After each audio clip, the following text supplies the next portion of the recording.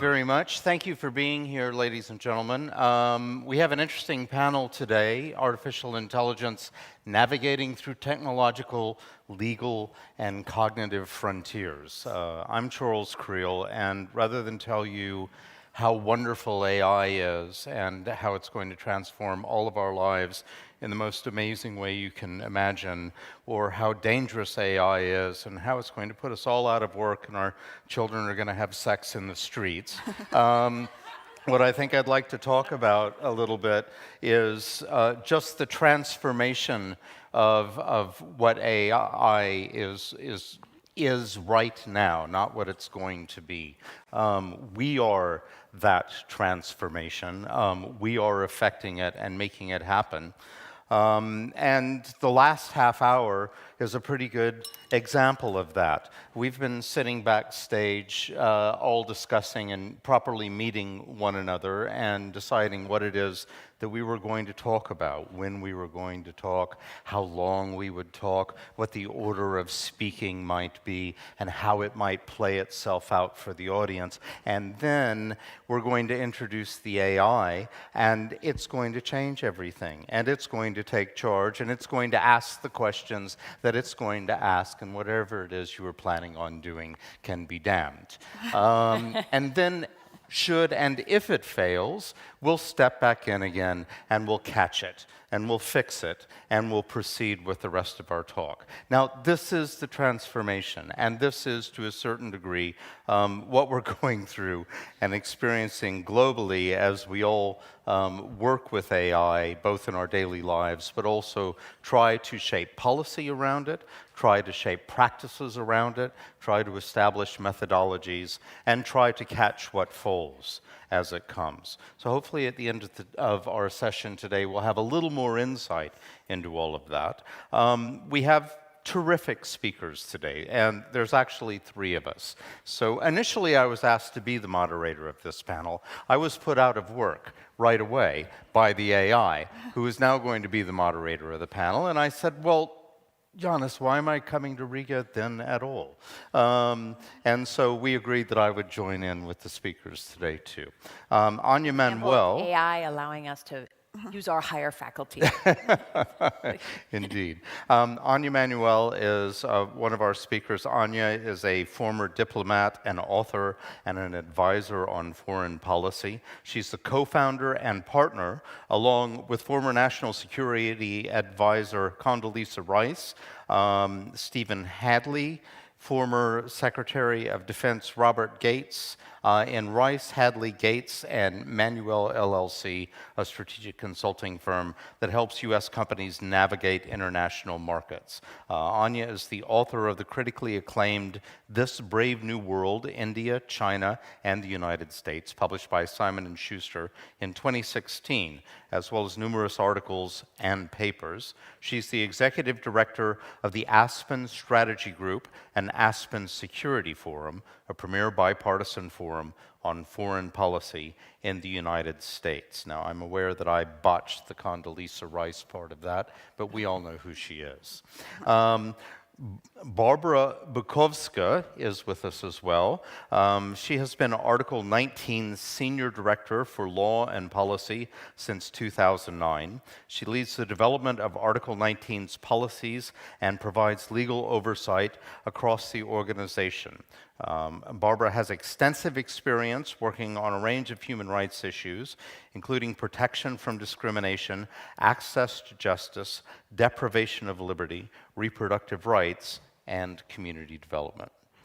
In fairness to my 2 co-speakers today, I'll also read my introduction.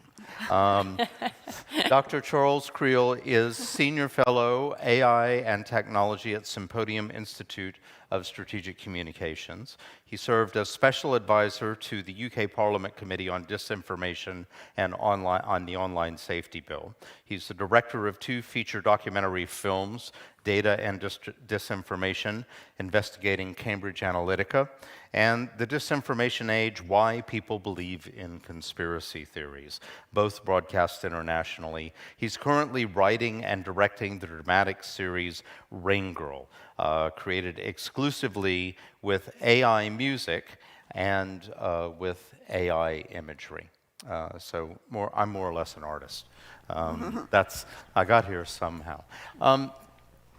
We'd all like to have a little talk about what it is that we do and try to put things into context.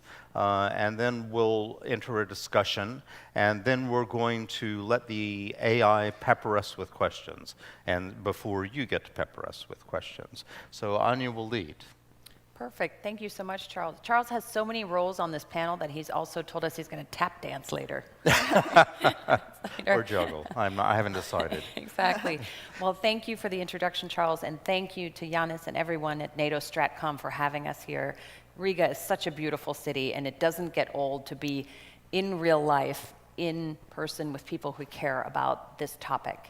Let me start out by how I see the development of AI, because I see it at the intersection of technology and national security. And before we get into how it's going to aid, or in some cases impede or make communication more difficult, let me tell you how the US Defense Department sees it. I don't speak for the US Defense Department. I work on an advisory committee there. But here's how we see the intersection. And essentially, the way artificial intelligence is going to intersect with other technologies is what can make it both so powerful, but also extremely dangerous. So number one, cyber. We are already in an era now where the AI can write its own malicious code. So initially, offense would have the attack. Now, I live in Silicon Valley, I live in San Francisco. There are a lot of cyber firms already working on integrating AI into their cyber defenses, and you've seen that used pretty effectively on the battlefield in Ukraine. But this is a race that's just going to ratchet up how many cyber attacks you'll have, how effective they'll be, how many zero-day exploits people will find, and it is just making that contest in cyberspace even more complicated. That's one. Two, autonomous weapons. This one you've all seen. We're here in the beautiful Baltic states. You've seen this on the battlefield in Ukraine, to a lesser extent being used by Hamas and Israel in that conflict. Drones are here, and they're here to stay. And whereas the first drone fights you saw were, human-powered, human in the loop, if you will, you're already seeing now autonomous weapons having their own dogfights. You have a big program in the United States called Replicator to think about both aerial and undersea drone warfare. And I think this is where there's going to be a lot of innovation in the next few years. Three, nuclear weapons. There's a lot of talk about this, a lot of worry about it in the United States. I would tell you here, it is very clear that all the major military powers are going to keep a human in the loop of their nuclear weapons command and control. That's not the problem. The problem is that you now have so many sensors, different ways of locating the nuclear weapons, that it's upending the strategic balance and the kind of comfortable, if you will, criteria we had around how you store them, where you store them, how do you actually keep things under control. So people are worried about that. I would tell you, I was just recently in China. The Chinese raised this issue. They're just as worried as the US is. So that's one good reason that it's keeping us safer, actually. And the fourth, and this is, I think, the most dangerous and most important, is artificial intelligence is going to intersect with chemistry, and with biology in sometimes dangerous ways. In one experiment that was run now a year and a half ago, so on large language models that are completely weak and ineffective compared to where they are now, some researchers in Switzerland asked an AI to make biological agents, dangerous biological agents. Within a couple of hours, they had VX nerve gas, and they had 40,000 other agents, many of which we've never even seen before. So the way it intersects with these other types of weapon systems is what, from a national security perspective, has, I think, NATO worried, has the United States and all of our friends and allies worried. I'll stop there. Thank you. Barbara? Mm-hmm. Hello.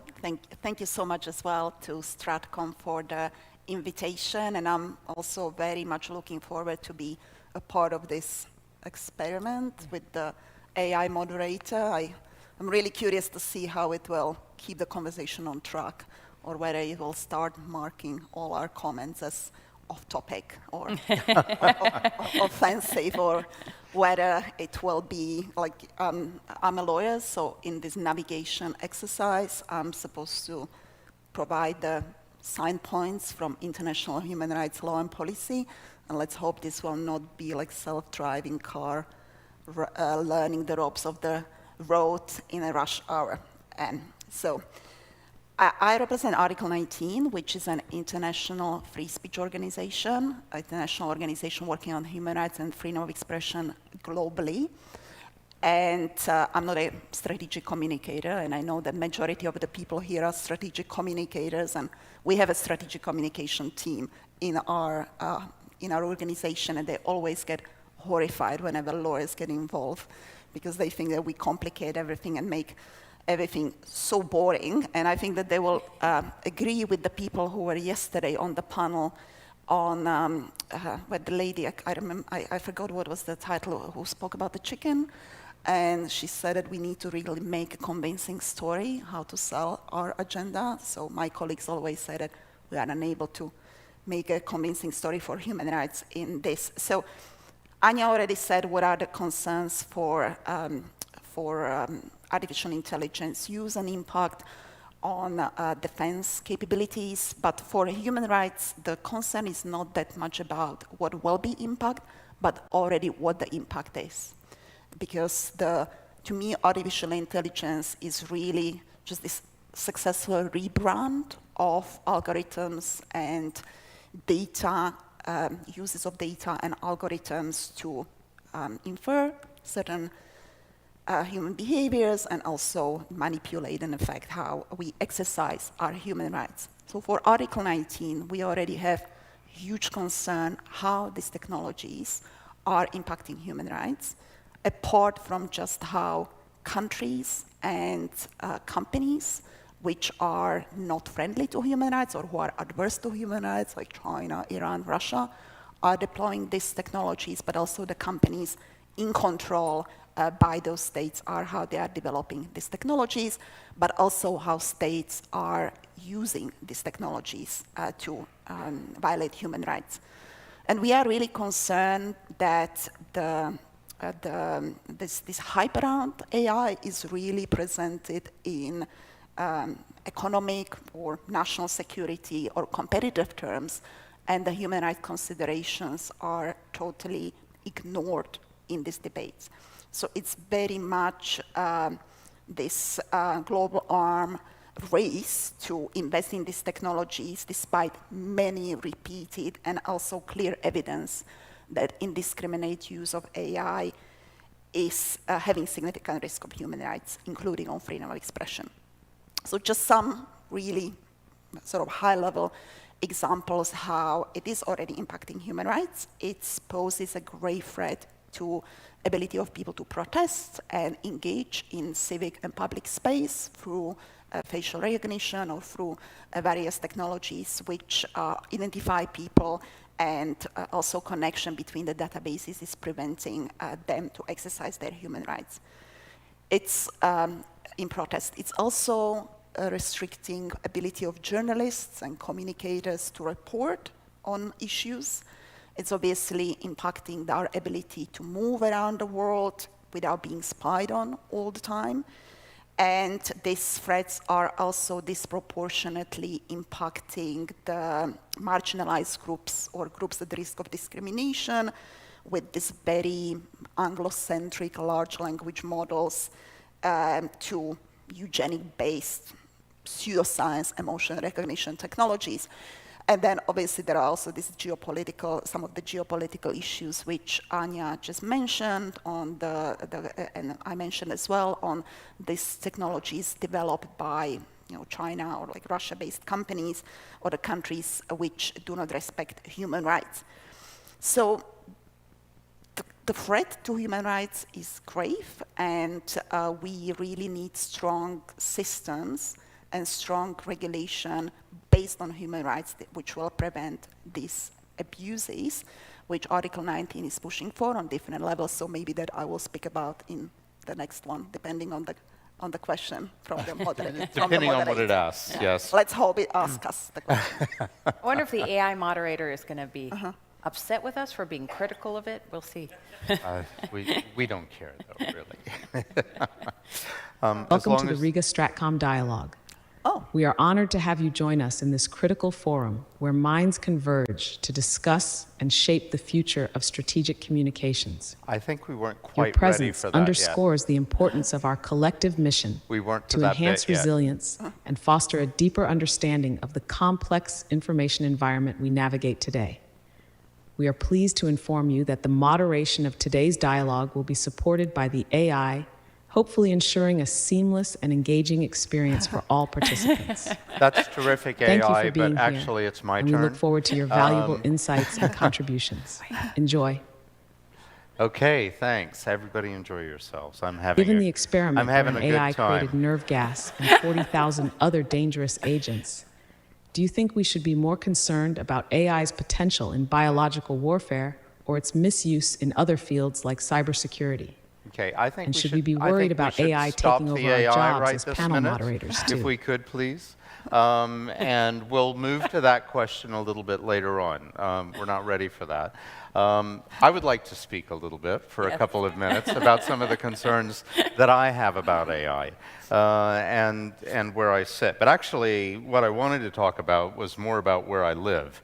I'm from Alabama, but I live in Bermondsey in London and have been in London for about 30 years. And in Bermondsey, we're very close to the Docklands. I'm absolutely surrounded by history. I can't turn a corner without running into something that has a 300-year story that goes along with it. And the story that I found most interesting there, and my company is working on developing a television series out of this, is the story of the Docklands. The Docklands is fascinating. It was the world traded through the Docklands. The area that I specifically live in has been a center of trade since the time of the Romans, and there's archaeological evidence for this. And in the middle of the 20th century, it was really at its height. It was so much financial power moved through this neighborhood, and all around the Docklands there were communities built of the workers who would work there. Now, what's ended up happening is sometime in the middle of the 20th century, the technology of shipping changed, and we moved to the use of shipping containers, because it's easier to take a container off of a ship and you put it on the back of a train and off the goods go. And that's terrific. It's revolutionized the world. At the same time, it killed the Docklands because the Thames is not deep enough for the ships that carry shipping containers to make it all the way up to the docks that were built in the Docklands. And so what happened is over the course of about 20 years, an entire industry transformed and changed, and the Docklands became completely irrelevant, radically irrelevant. And when they became radically irrelevant, whole communities began to fall over. Whole communities lost their jobs. They had no idea what was going to happen next to them. They didn't know where they were going to go or how they were going to make a living. And then there was a solution that came from the government, and that was to transform the Docklands into two-bedroom, two-bath flats and a financial district. And that's happened. And so then the financial district grew up in Canary Wharf, and that carried on, and we have problems now with it because of Brexit. But essentially what has happened is all of the communities were moved out. And in the midst of that period of uncertainty, those communities, the people living in those communities, went through extraordinary transformations. And those transformations, those individual transformations, are the stories that we're interested in. Now, walking here this morning, across the lawn out here, I saw the architecture of our technological transformations as it still sits within our cities. So you'll find train tracks just on the other side of these doors that are a part of the architecture of this building. And you'll find train tracks out close to the roads. Now, the roads are how we get around here, and it's how we move goods and so on. But you'll also, in Riga, find a marine center that's relatively disconnected from the center of the city and disconnected from where business and commerce is being done in this city. And these are all echoes of the archaeology of the changes of technology within the city here in Riga. Now, we're about to go through that kind of transformation again, and we're going through it with artificial intelligence. We went from rivers to railroads to highways. We moved from highways to online highways. We moved from the mass to the individualized and the way the technology is working. There is an architecture to the technology that surrounds us. Some of that architecture is becoming irrelevant as new architectures are coming on board. But these new architectures with AI will also bring on the same kind of profound changes within our societies that we've seen with changes in technology of transportation or technology of communication. We talk a lot about the mass loss of work to AI. I lost my moderation job today. That's a shame, but they weren't paying me anyway, so I'm not fussed.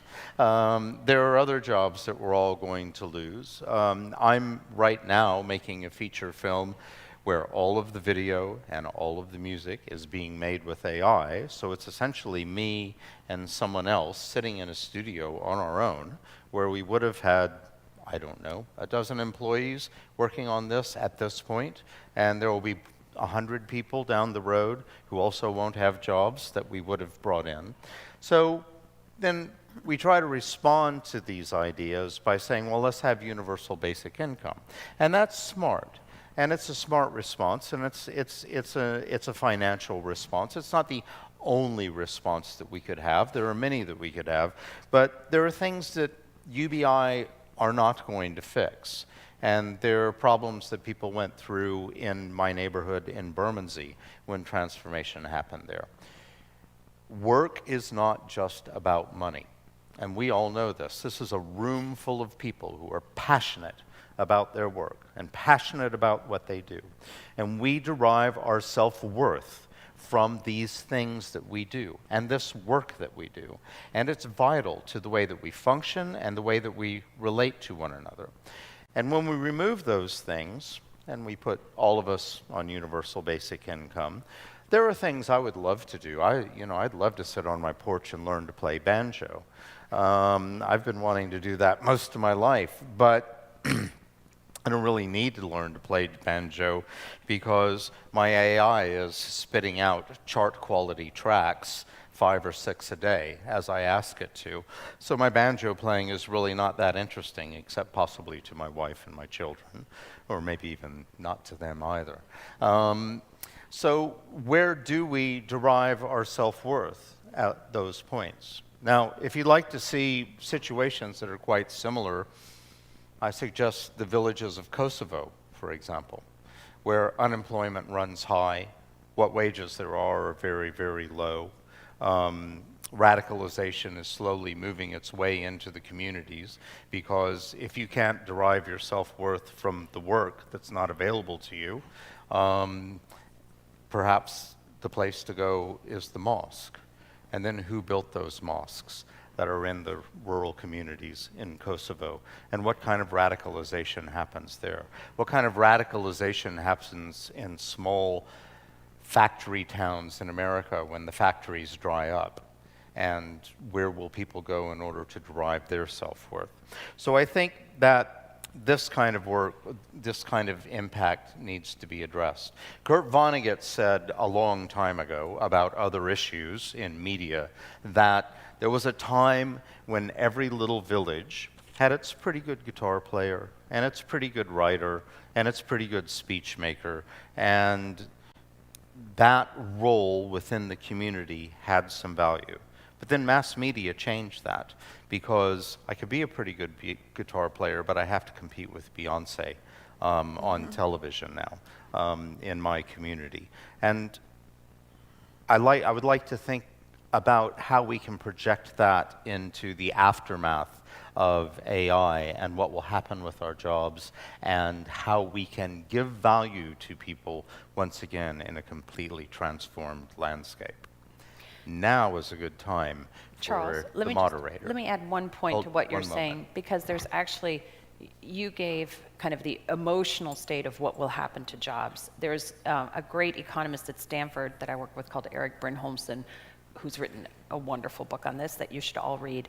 But they talk about the spike and the long tail, and it's exactly what you're saying. So where it used to be a guitar player in every village, Homer's Iliad was passed down orally, then you have mass media. Now AI is going to supercharge that. So you'll have a few megastars and then a long tail of people earning a tiny bit of money, but essentially not enough to live on. And you can imagine that in all sorts of other areas as well. So bringing it back to what NATO and StratCom are working on, you will see certain entities that are really good at communicating with and through AI, and they will flood the zone, and then everything else will be a long tail. Now, should we have the AI take over? And I would like to introduce the AI.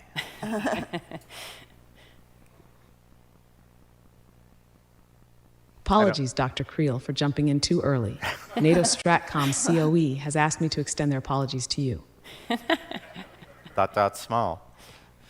Dear AI moderator, do you have a name? Dr. Creel, you've highlighted the cognitive implications of AI.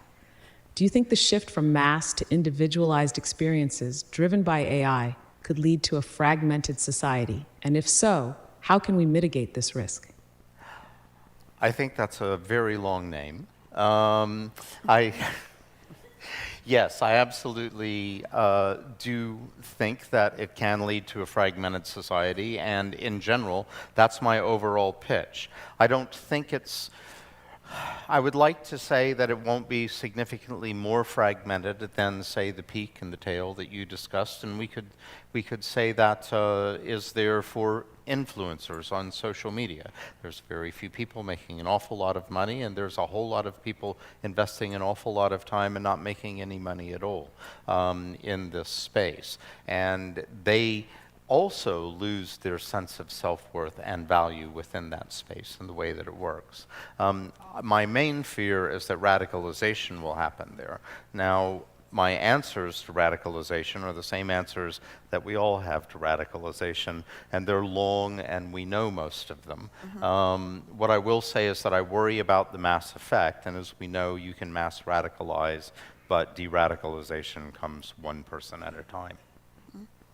Barbara, do you want to jump in on this question? I don't know whether it's going to ask me a question, but I think it's not only about whether it's going to radicalize the society, but what is going to be the social fabric of the society concerning, and what is going to be the role of the state, and what do we expect the state to deliver for the people. And it's like, I work on human rights, so for me, the human rights is really a contract between people and the state, and they have been introduced to limit the power, excessive power, and create some counterbalance in terms of individual rights.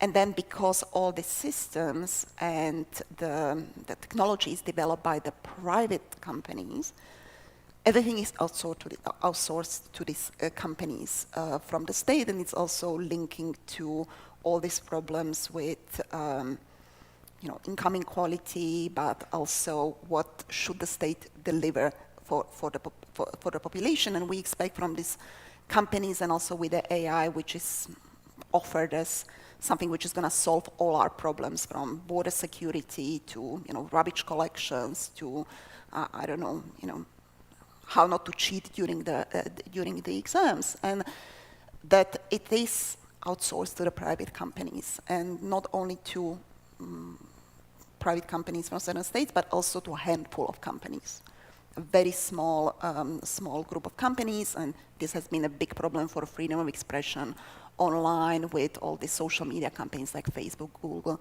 Twitter, or TikTok now, that are dominate the information space or the way how the people receive and consume the information, and also then how do they make decisions on what people can say online and how they employ the automated system to moderate this conversation, and what are the problems there for accessing. And then obviously AI introduces the extra layer of problems there. But going back to the states and what is the role of the state and human rights, that human rights govern the relationship between people and the states rather than responsibility of the private companies.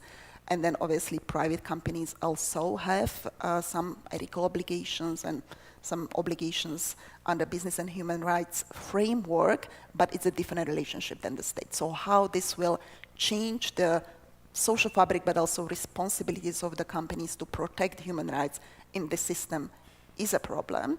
You called it radicalization, but it is actually about these underlying social problems that lead to radicalization, the inequality, the access to resources, then also environmental impact, like you are no longer playing your banjo and you ask your AI system to create the music, but that's using so much natural resources, and then what is going to be the impact on environment, and what we heard yesterday, how the environmental problems are going to fuel geopolitical problems and security problems there. So I think that it is not just about like society being radicalized, but how the society is going to look like, and what are the rules, who is going to create them, who is going to abide to them, and who is going to enforce them, and how. So that's, to me, a concern. That's a really good point. Let me just add to that, and to the AI's question about a fractured society.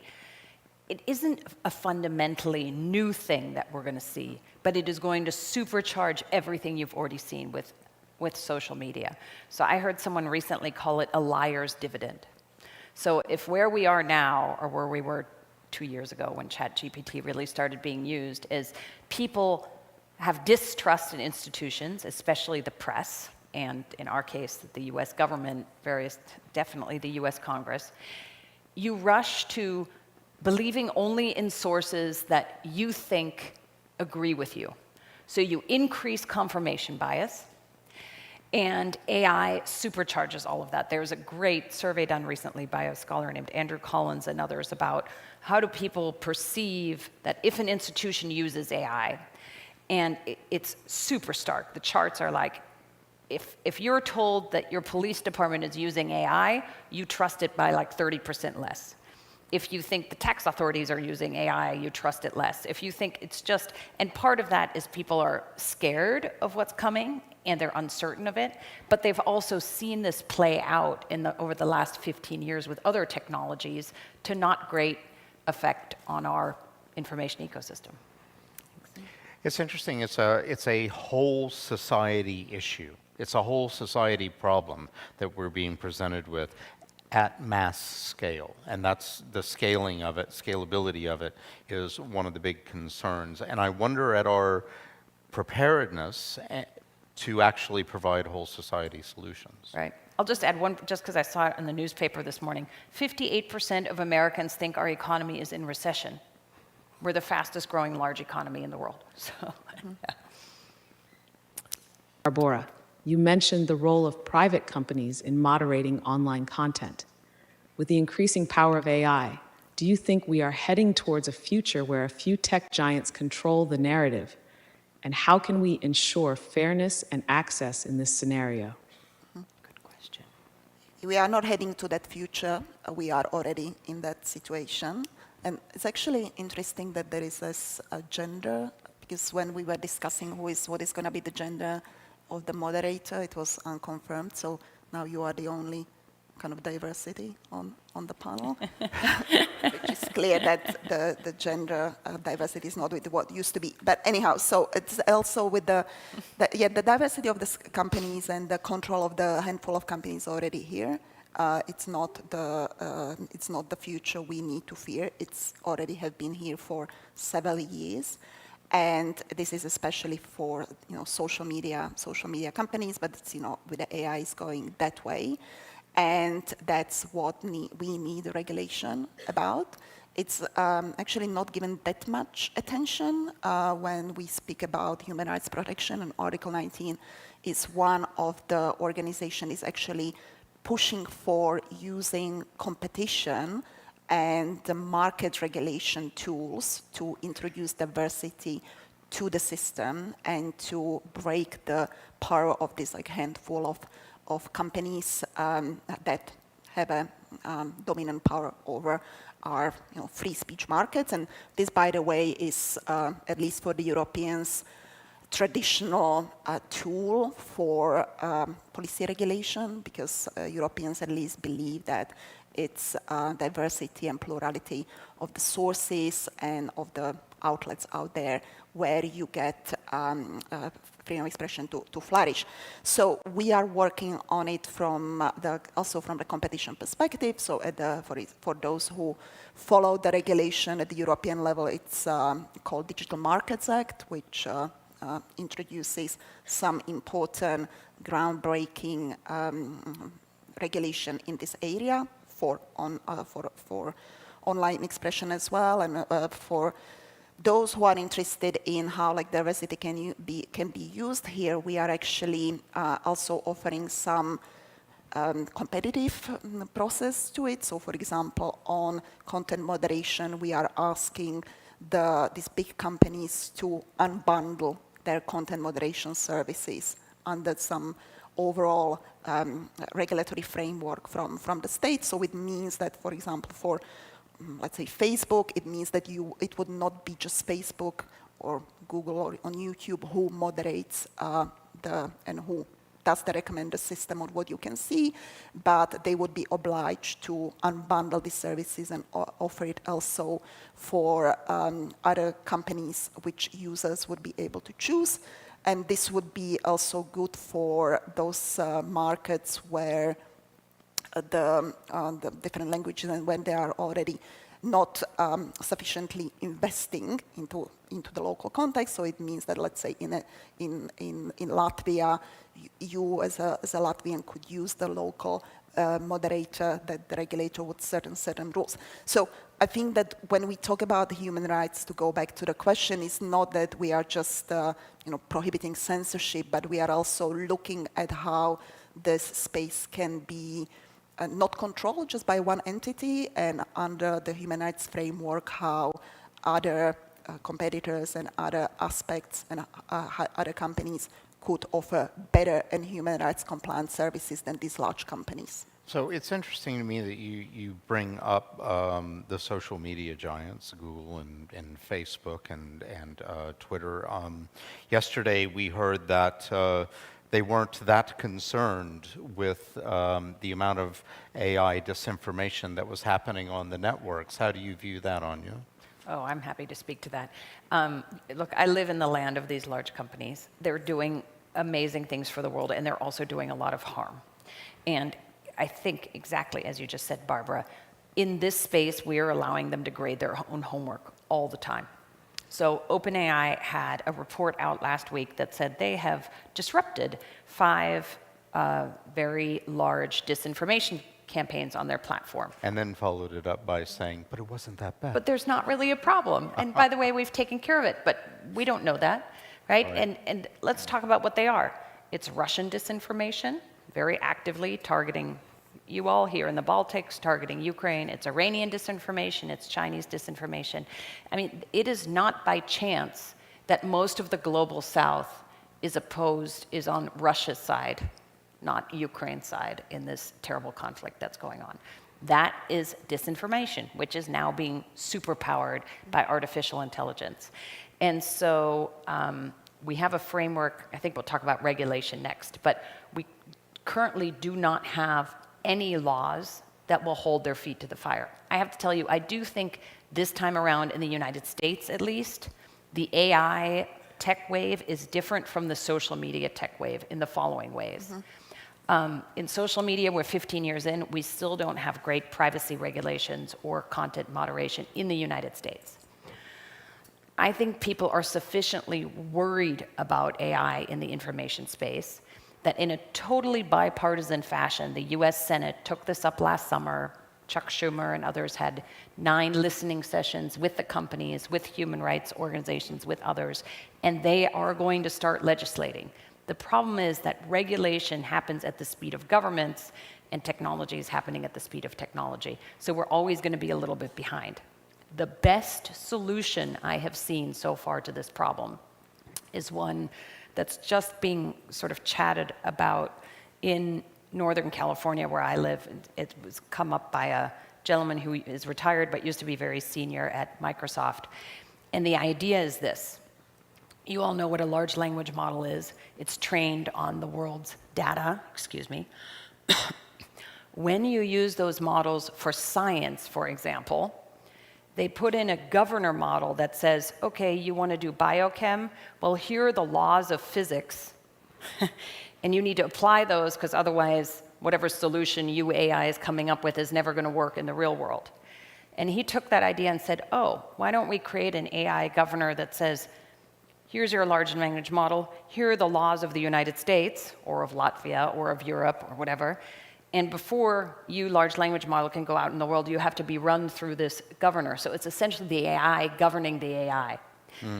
I think that is a really novel and excellent approach. It's just, people are just beginning to talk about it, because otherwise, if you look at the EU AI Act, I know you are a real expert on this, it's always going to be behind. But if the AI is governing the AI, you just plug in the laws that exist and say, don't violate them. It's interesting and a great novel solution. What is required, I think, and I mean, so I've been the special advisor to the Parliamentary Select Committee that's been pursuing regulation in the UK, particularly around disinformation in the social media space. And if there's anything I learned in that process is lots of good ideas can come from tech, and it can come from the leading thinkers in technology and the leading CEOs, yet the imposition must come from without. That's right. I agree with that. Yeah. No more grading your own homework. No more grading your own homework. Does the AI have another question for us before we go to questions from the audience? We've discussed the dual role of technology in national security, both as an asset and a potential risk. Anja, given your extensive experience, what do you think is the most underestimated risk of AI in national security? Thank you for that question. I think I started speaking about it early on. I do think it's in the information space. I think it's what all you are working on day in and day out. The other risks I talked about, cyber, drones, nuclear to a lesser extent, bio, those are all very real. But there is already extreme concern and therefore extreme clamping down on those models in the West. So the US and our NATO allies are thinking this through very carefully. I have to tell you, I don't know if they're telling the truth, but when I was in China recently having some private conversations about this, they also seem extremely worried and therefore willing to slow down the development of AI at the intersection of national security. I do not know anything about how Russia sees this or what happens. Do you have an arms race? You certainly will have one in cyber. You might have one in drones. Does it happen for the other technologies? I don't know. But are we in a position, and it's touted as a solution often, that we can come up with international treaties and agreements between governments as has been done with nuclear or has been done with chemical weapons? Is that effective in this space? And the reason that I worry specifically about this space is it takes one rogue actor, and I don't know what, about $8 to $10 million to train an LLM these days, and it's getting cheaper by the year. Yeah. It takes one rogue actor to release that and upend the whole thing. Yeah, that's a really good point. Oh, and we should get to this. So when you look at the geopolitics space, so far what the US has done is try to, as best it can, build a moat around the biggest large language models. So we're export controlling the most advanced chips that NVIDIA, AMD, and others make to China. and to other bad actors. We're trying to export control the machines that make the chips that make the AI. The US export controls are extremely stringent. The Dutch and the Japanese and others who also make this technology, they're less stringent. So unfortunately, they're replacing a lot of the American technology to China, which is a real problem. But ultimately, that approach, the technology approach, isn't going to get you very far. This isn't like nuclear weapons where it's a few scientists in labs that started it and you could keep it contained. It's almost like a bunch of private sector companies all invented nuclear power and possibly nuclear weapons in the private sector. And for some of the national security intersections that I was talking about, you don't need the most sophisticated model. Exactly to your point. You can take Llama, you can take an open source ones, you can take Mistral, you can take Falcon, and you can use what's called plugins and train them on specific data for the use you want, whether it's unmanned autonomous weapons, whether it's bio, whether it's chem, whatever it is. And you're not going to control your way out of that. So that leads me to where you started, which is you have to do international treaties in this space. And we are, thank God we're starting, but it's in its infancy. So the US government with the UK and others started an effort last year. It's currently voluntary, but there's a voluntary agreement that something like 30, 40 countries have signed on to on restricting military uses of AI. And there's lots of other things going on in the governance space. So far, I would say it is a patchwork, and it's mostly voluntary, and we've got to get to something that's much more concrete. Barbara, let me ask you on if you you had so something you you are wanted taking to over say the first. moderator. You are taking over AI. Yes, Yes. definitely. Okay. Definitely. AI, what do you I want my say? Just job talking back. over our moderator. We decided to moderate ourselves. Yes, I can't talk about this this treaty which you just mentioned because I didn't look to it. But I think that on the fundamental level of principles, we really need to talk about banning some technologies, and that's what Article 19 has been pushing for, along with the other civil societies. That we want complete ban on certain technologies which are fundamentally irreconcilable with the human rights, and we think that their design, deployment, sale, export, import should be banned entirely. For example, emotion recognition, which is one of the technologies which is only partially actually banned in the EU AI Act, is only banned for use in the work setting and in education, but it's a mistake because it's really based on, and that's actually another aspect which we haven't talked about, because some of the claims these companies which make that the AI can do is actually not evidence-based, and there is actually no evidence that it works, and actually, as far as emotion recognition is concerned, it actually doesn't work, and we have big study about that. It doesn't do what it does, and it's really based on this kind of like pseudoscience. So I think that it can really be banned, and then you can also, because the states are, although you said that the companies are developing it, it's actually being deployed and used by states without any sort of transparency whatsoever. And there's no public scrutiny over the spending money on deploying this technology from public purse, from the taxpayers' money. It's problem globally, especially in global majority countries, where again, like this, for example, in Africa, some of those Chinese companies are selling this technology and again, like presenting it as in terms of like efficiency, but then the problems which they are actually trying to sell that they are solving are not to be solved by technology. They are to solve by other measures. And then technology is just being kind of presented that it's solving something which is not doing. So we actually really need to talk about the bans and I know that you said a few bad apples or like few hostile states will still use it, but I mean on the level of principle, if we are talking about the human rights, we talk about a principle and should be banned and then enforced. But also, what is also underexplored is the role of technical standard setting bodies, and when these technologies are being developed, if they are not developed with human rights in mind, human rights will not be protected when this technology is deployed. So I think we need a holistic response to it rather than just like looking at one aspect of the issue. Let me ask you, and we'll get to you in a minute.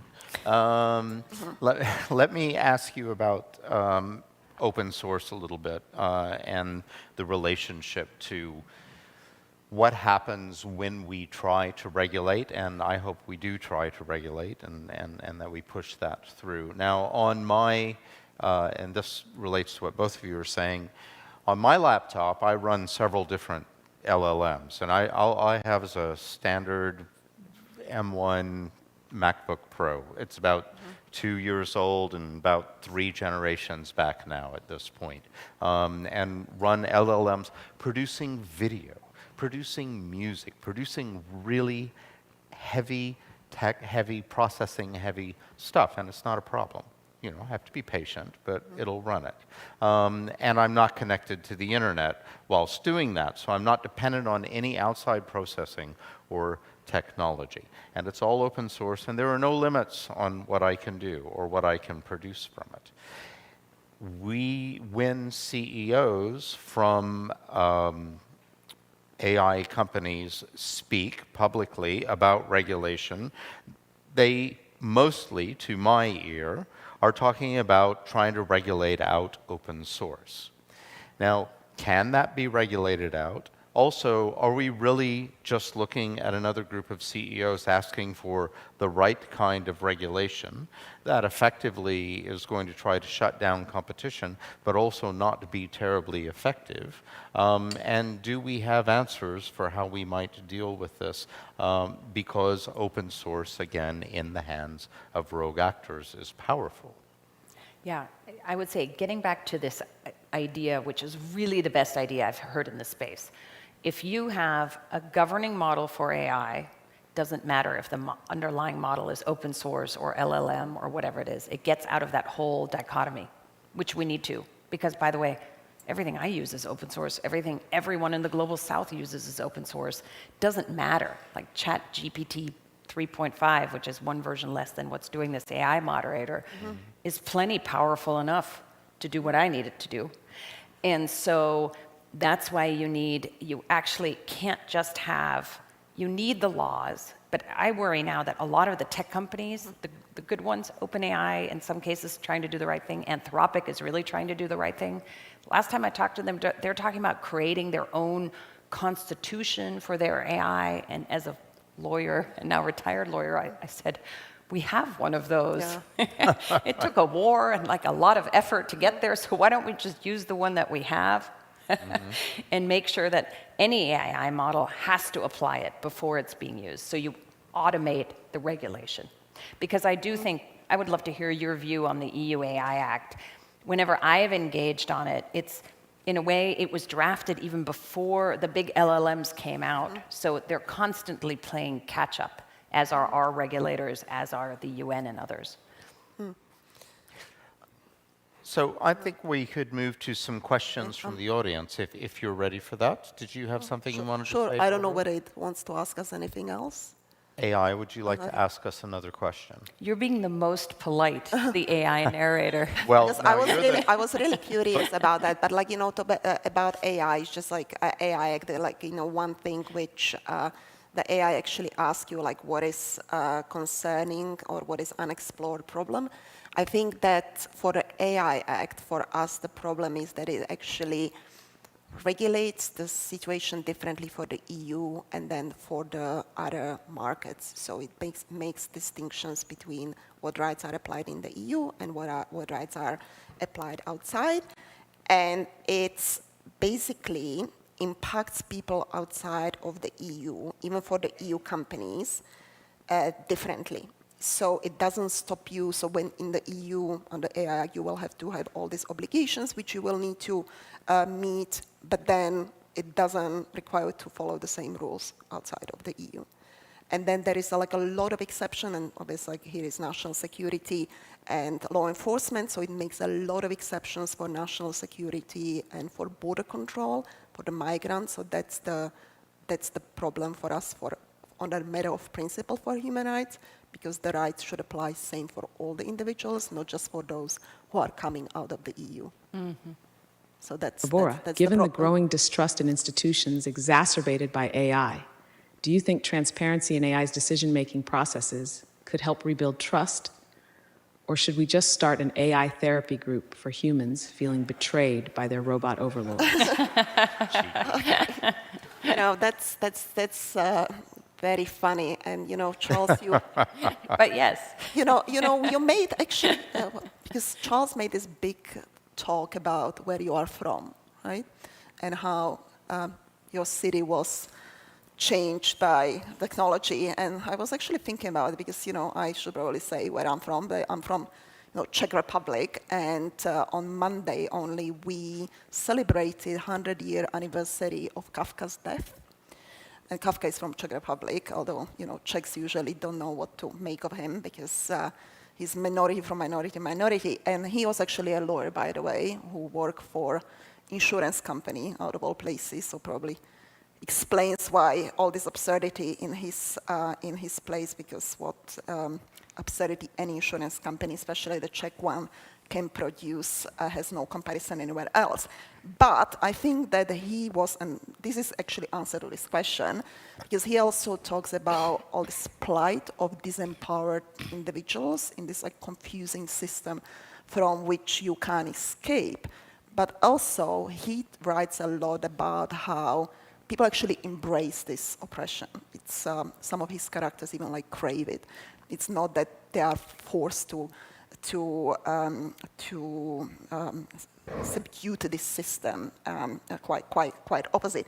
And that's actually remind me a lot where we are with the AI now, because when we believe that only if we give people agency, only if we give more transparency and tell people how this is used, everything will be solved. And that's actually a mistake. And this is used also for the privacy often. Only you have to remember millions of passwords, complicated passwords for every single site you sign on to. And then if you don't remember, it's your fault because you haven't spotted this phishing attempt, and it's really like in Kafka that you are always blamed to your predicament. So I think that transparency will not solve everything. Actually, and it's a falsity, and that's actually what Kafka kind of implies as well, because he says that it's the system which oppresses the people. So we will not if we give autonomy and transparency to individuals, everything will be solved. Quite opposite, and that's really the case for human rights, that we need a strong system with strong accountability mechanism, with very good enforcement based on human rights, that will solve the problem, not just giving people more information how this is being used. That's only a part of the solution. Transparency should not be just for the sake of transparency. It should always serve as a tool for accountability. And unless transparency is used accountability, it will not solve everything. Boy, I agree with that 100%. And it's not just transparency, but you just need, the basic thing is, let's start with sourcing.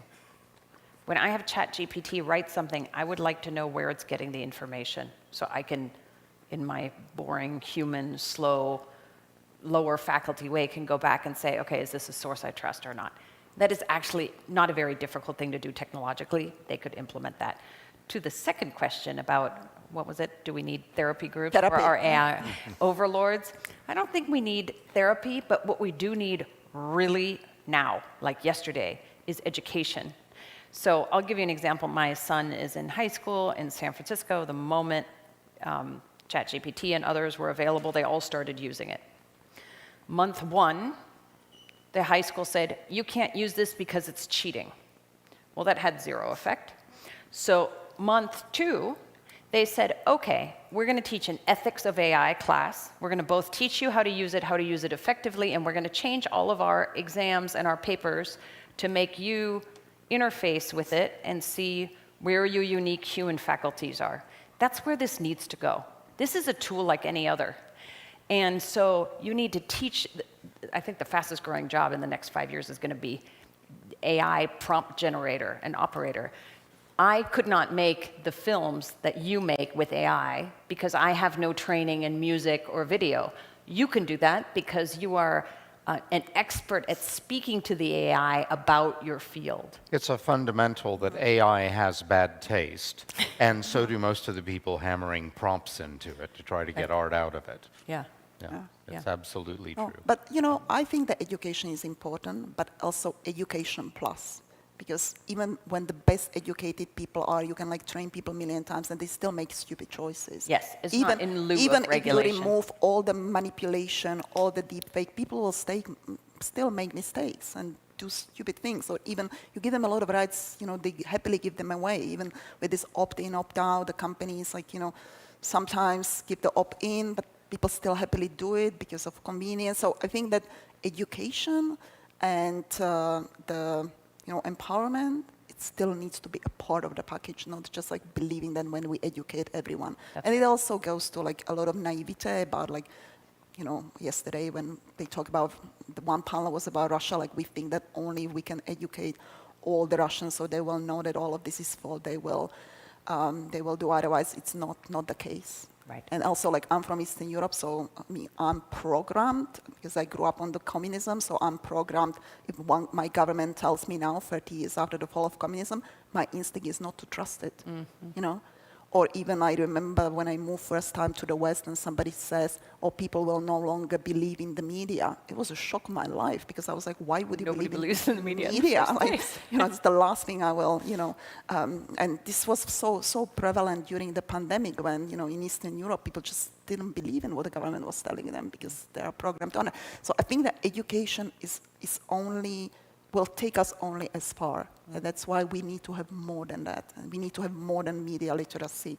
And again, like my answer is human rights and strong human rights protection based on those already existing human rights treaties rather than creating something new each time we are faced with a problem where we already have solution to. We just don't want to apply them. We speak a lot about building resilience, and it's important to remember that resilience is built on a solid framework, and that solid framework has to be present, just like building the body needs to have the presence of a solid skeleton in order to work effectively. I'd like to try one more question from the AI, if we think we can get one, and then I want to move to audience questions, if we could. Panelists, the benefits of open source technology were highlighted, especially its independence from internet connectivity and external processing. Given the regulatory challenges discussed, do you think the advantages of open source AI outweigh the risks of potential misuse? Or are we just opening Pandora's box with a Wi-Fi connection? That sounded like a question from a CEO of an AI company, actually. You want to take this one? I think that Pandora's box is open, and it's not necessarily attributable to open source. That the problems of AI are there, whether they're commercial or whether they're open source. And it's something that we fundamentally have to deal with, and frankly, I don't have answers for the open source problem. Not solid answers that I know are going to work. But what I do think is really important is that open source stay there, that it's still there. Otherwise, what we'll have is the same kind of social media Silicon Valley Californian effect, as Barbara has written, where the entire underlying ethos of the AIs that we're dealing with is going to come from Silicon Valley. And I think that there are more perspectives in the world than that. Anyone else? I think that sums it up. You know, this actually, the moderator almost didn't work because of the Wi-Fi connection. So I don't know what Gunnar says. He told us that, you know, last minute, if there is no Wi-Fi, this is not going to work. So I'd like to go to some of the questions from the audience because there's some interesting things here. I'd like to, there's a lot about war, and we'll discuss that. But first I'd like to touch on something that you spoke about earlier, Barbara, speaking about emotional recognition and AI. I wonder if generally you might explore that topic, but also, and I think you may have answered this to a large degree, but the question is, what's the argument behind banning this or that AI technology over the human rights concerns? Emotional recognition. Emotional recognition, yeah. So emotional recognition is a technology which which claims that recognizes emotions, and it's we did a big report about, for those who like literature, about how some Chinese companies are selling this technology for various settings. It's very popular to be sold to schools, to employ during exams, so to kind of allegedly detect some emotions to show that people are cheating at the exams. Or it's used in traffic control to say that from certain emotion you can deduct that somebody will cause a traffic accident or will, drive very fast. Concerningly, also in the EU, there was a project which would show how people are allegedly cheating on their immigration applications. So it's a technology which is, being sold quite largely. And our argument for banning it is actually that it doesn't work because you don't have a universal emotional reactions to it that could be really evidence-based employed, so it doesn't actually do what it says to do. It's also based, as I already mentioned, on these pseudoscientific arguments, and a lot of them are stemming from eugenics. It's also very racially biased, so it's assigns certain emotions to people looking certain ways. So it's a huge problem. Doesn't work, and the technology and the science behind it is a pseudoscience, extremely concerning. So in the AI Act, it's banned for deployment in workforce and in educational setting. We think this is absolutely inadequate, should be banned full time and absolutely 100%. And that's the reason, because it just doesn't work, and it creates false results which have really serious impact on people's rights, and in a discriminatory way, but also on range of human rights, not just freedom of expression. So that's why our argument is it should be banned. And if it can be banned in schools and the work, why should it not be banned in other areas? If it doesn't work on those settings, it doesn't work at all.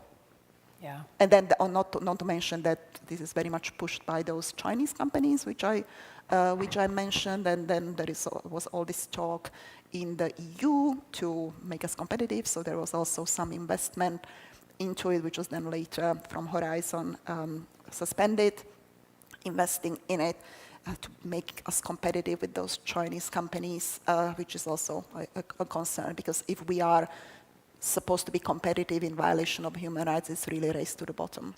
And that's why it should be banned. Mm-hmm.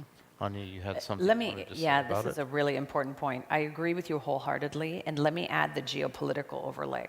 So in the US, there's a lot of talk about the technology race with China, and a little bit self-congratulatory that on the large language models, the US, Canada, UK, and our friends in Europe are kind of in the lead. But frankly, not by much, maybe by 6 months or so. And what I said in the national security context also holds true in this really dangerous context. Emotional recognition, visual recognition, all of the surveillance state AI. The Chinese are excellent at it. And you don't need the most advanced large language models. I went to tour some AI labs in China. This is now right before COVID, and then again. And they're excellent researchers, and they're particularly being pushed to be really good at these particular technologies. And even if the US bans it or Europe bans it, it's being disseminated all over the global south, and especially to authoritarian regimes. And that is where AI, again, supercharges all of the problems we're already seeing. Big problem. Our next question, and it goes to something that I've been thinking about the past couple of weeks. We've seen some reports come out about, it was a paper published about exploring the workings inside the black box of artificial intelligence, of LLMs, and trying to understand better how these LLMs actually work. within the black box. And I read this article, and rather than thinking, oh, that's exciting, it's nice that they're figuring out what's going on in there, I thought, oh my God, they don't know what's going on in there? Is this true everywhere? So the question is, companies often attribute negative events to the black box nature of AI, blaming the input and output nature of AI. How do we hold them legally accountable? And I like that question, but I'd also like it if you could explore black box just a little bit. Okay.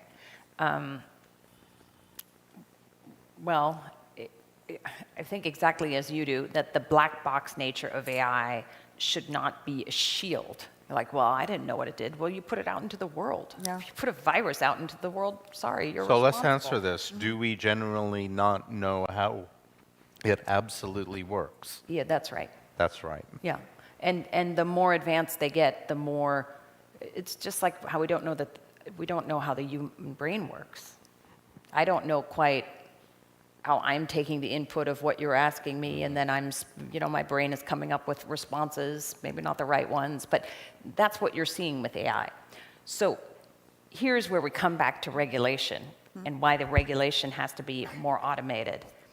You do need to hold the companies to account for the stuff that's coming out of the black box. And in the United States, that's called a tort standard. There are laws for this. We don't have to reinvent the wheel. You say, okay, you have to demonstrate that you have taken diligence with basic safety features, and if you have, then there's a presumption that you're fine, and if there's not, you're going to be sued. So you have a negligence standard, a gross negligence standard, whatever it is. You can apply existing laws to what's going on here. I don't know what you think. Barbara, do you have a thought on that? Yeah, I agree with Anja, and also this, regulatory standards, but also what sort of mitigation measures then you need to introduce to reduce these risks, because that's another layer. So it's not just knowing what the risk is, which is one, but also how you are mitigating them or where you are capable, and then you don't put them out if you can't. There's a question about whether we think AI or more... Charles? I'm sorry? Yanis has a question. Oh, sorry, Yanis, yes. And since he's our leader bringing us together. Well, sorry. I wanted just to probe a little bit on this regulatory framework, where obviously we're creating something very powerful. We think immediately about the regulation, and I agree that's a good thing to have. Yet, when I look, for instance, at AI Act, which is like not a technological regulation that you're suggesting, but a more like human approach, there's no way to escape the fact that it is very likely to limit the ability to innovate with AI in this particular regulatory environment. So back to your point about China leading in emotional and other surveillance technologies. How do we pin in then this fact that we want to regulate so that AI works within the limits of values we want to be living in, yet somewhere else there's no such kind of regulation that might in fact create an effect where self-constraining, they're not, and they have an ability to actually supersede. And then thinking about the power of that technology, it might end up being the question of whoever's AI is better, and our regulatory framework will be just superseded by the other thing that is just better. How do we deal with that? Yeah, it's a great point. That is a real danger. It's actually happening, and we still need to ensure that our values apply to the AI that we put out. This cannot be a race to Armageddon. And so someone needs to start thinking through carefully, because I'm going to become really unpopular at home in Silicon Valley.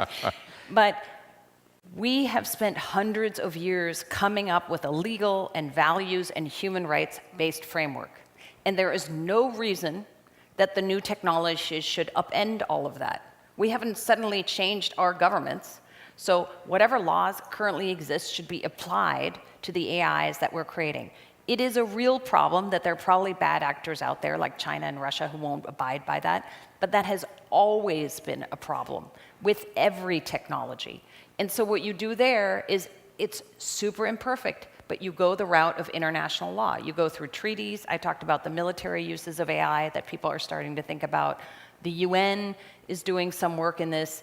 It is going to be far messier and far more filled with holes than any of us want. But having no regulation because we think the bad guys aren't going to regulate themselves is really not the way to go.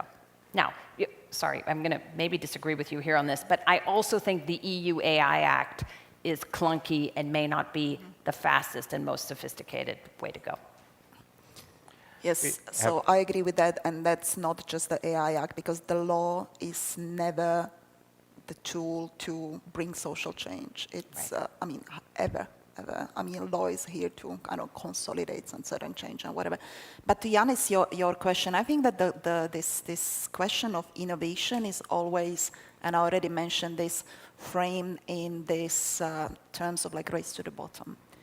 And if we are, and we don't see it actually for some other significantly impacting technologies. So if we talk about, I don't know, not nuclear race, but human cloning, right? So we are not concerned about how competitive we are going to be and how innovative we are going to be with the human cloning as compared to the Chinese companies. And the case for innovation is not just Chinese companies are bad, so let's be as quick with introducing those products, but actually from innovation, you as a company or as a country, you can actually show as a business model for having this technology which are complying with human rights and which you can be competitive with showing those. And for that, you actually need to have this regulation that you will allow competition and innovation within this human rights framework rather than outside of it. Just one more point on this. You have the Food and Drug Administration in the United States and something similar in the EU. That's not constraining innovation because it just means you're not allowed to put out medicines that are going to harm and kill people.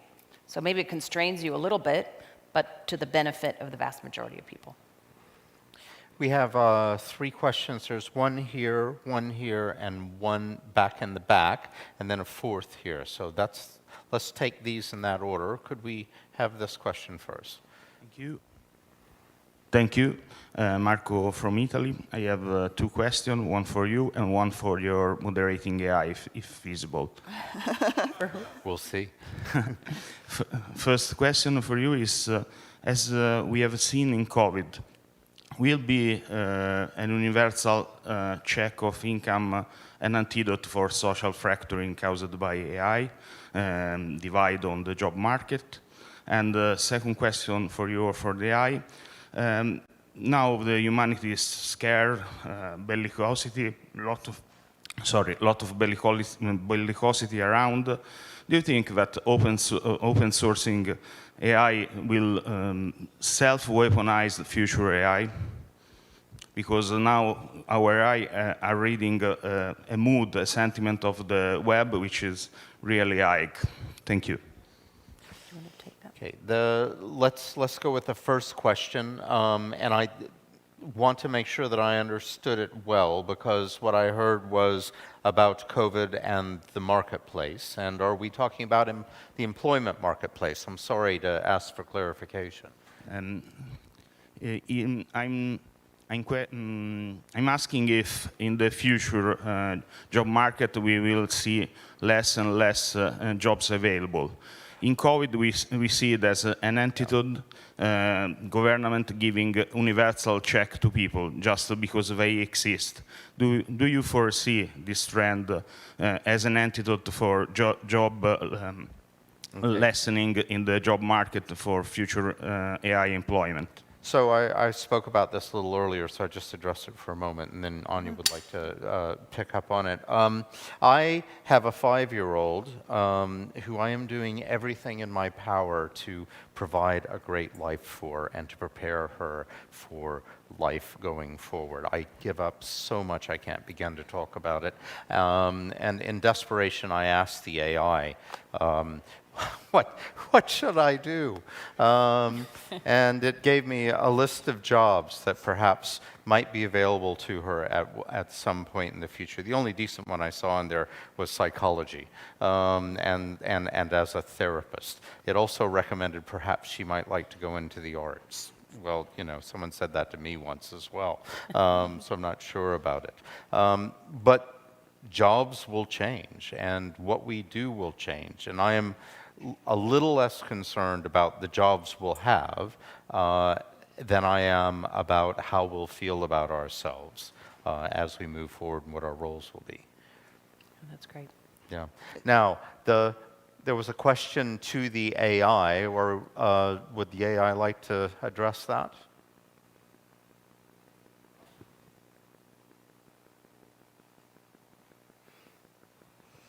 So clearly, Open the source job of AI moderator- models, while beneficial for transparency and innovation, present significant risks of weaponization.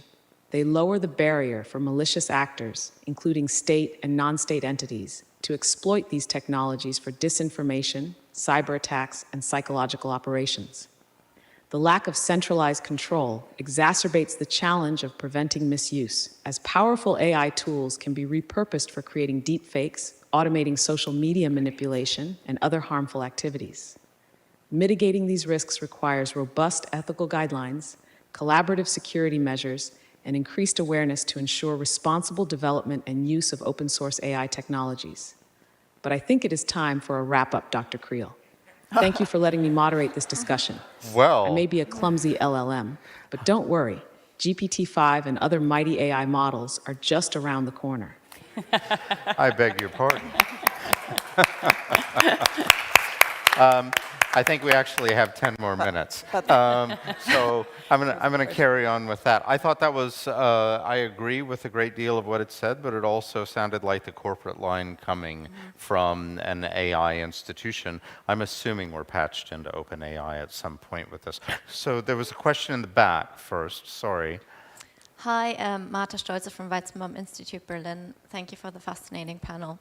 My question is geared towards inequalities or feminist digital policy. So we see that generative AI supercharges already existing inequalities and resource access and environmental degradation, all of which have most adverse effects on women and vulnerable communities.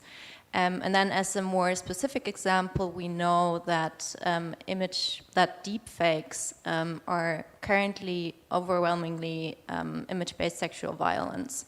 So how does this feed into human rights concerns and need for regulation? And is this a blind spot we should be looking more into? So specifically AI-supported gendered disinformation. Thank you. Can I just say one thing on that, and then Barbara, I think you would be very good to answer this question. We had similar questions about access to the internet when access to the internet was more of an issue. And one of the solutions that was come up with and presented by Facebook, now Meta, was a Facebook system of access to the internet around the world. However, it was a system that favored Facebook and Facebook products. And while we might regulate and while we might get solutions and so on, we need to make sure that those solutions actually favor the people we're trying to serve, not favor the companies in Northern California. Would you like to talk about it, Barbara? Yes, and already some touched on it, not just from the gender, but also from racial discrimination and minorities or groups that are vulnerable to discrimination. So gender one is definitely a concern, and it's not, again, just not in the future. It's very much with us. We have seen this on social media, how some of this content is being moderated and how it's how it actually has the impact on women.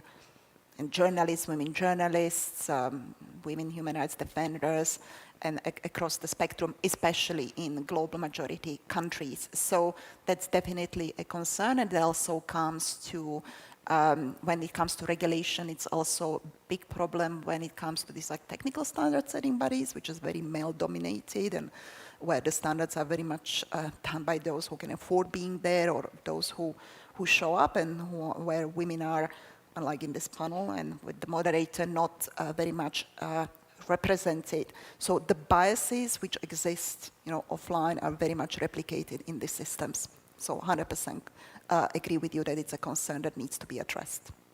Okay, thank you. Was there a question all the way in the back? If not, we'll take one from up here in the front. There is one over there. Okay, so someone you had your hand up earlier. Thank you so much. My name is Irina Zuckerman. I have a private company focusing on providing strategic advice on defensive and offensive information warfare. My question is as follows. So far, the English language models have favored NATO members, but Russia, China, and other authoritarian regimes have been using AI to boost their messaging successfully. To what extent can NATO do the same without violating the norms of big social media companies which have been taking down US-based information operations, for instance, aimed at Central Asia and other countries? Would you like to address that, or shall I? I think you should probably. I think that That's a good point. I'm not the lawyer, so I can't talk about violating legal frameworks and ethical. We could talk a bit about the ethical frameworks, however. As much as it is ethical to practice strategic communications, I believe it's ethical. It would be perfectly ethical for NATO or NATO StratComs or another party working in cooperation with them to train large language models in order to promote the civil society and democracy around the world.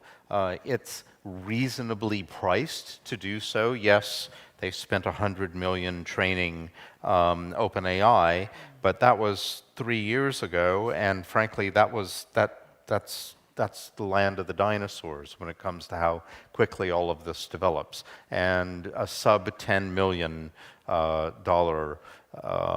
large language model is certainly perfectly reasonable and could be done. Katja had a question. Yep, thank you.